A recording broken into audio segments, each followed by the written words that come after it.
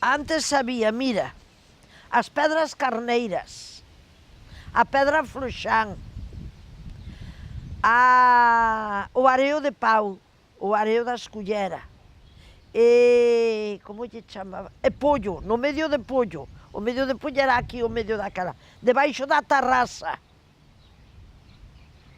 Que despois debaixo da tarrasa puxeronlle o peñón, e as Malvinas puxeronlle as Malvinas, pero iso non existía, non era nada diso.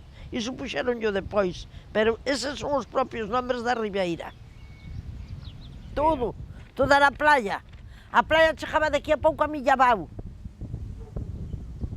A propia playa esa que che digo eu, mira, desde aquí, desde a Forno de Barcala, desde aquí, desde Placeres, hasta os estripeiros que eran a Sartán, e hasta depois alá, a pasar Cirulosas, toda era playa. E non era a playa fluvial de Pontevedra, era playa, nacida de su propia madre.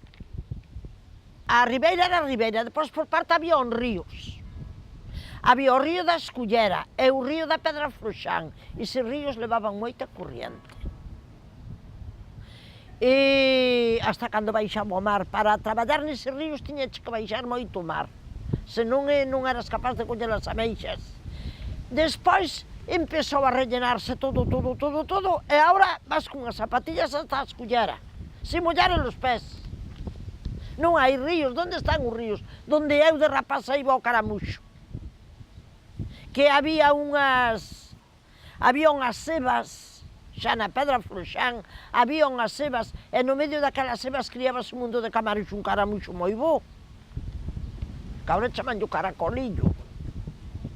Eu sempre conocín por caramuxo. Compraba a Eloia, mas compraba a difunta de Pereira, a difunta de Mansita. Nós íbamos á ribeira co mar, praia, mar, e xa se empezaba a traballar desde a cabeza do areo, hasta que volvía a chegar á cabeza do areo outra vez. Temos ido á ribeira por medio quilo.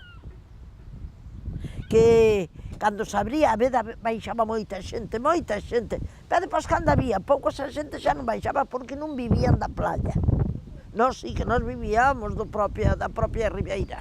Fui unha persona das que iba con veda, sin veda, cando había moitas ameixas, mas cando tiñábamos que xuntar medio quilo por riba dos areos.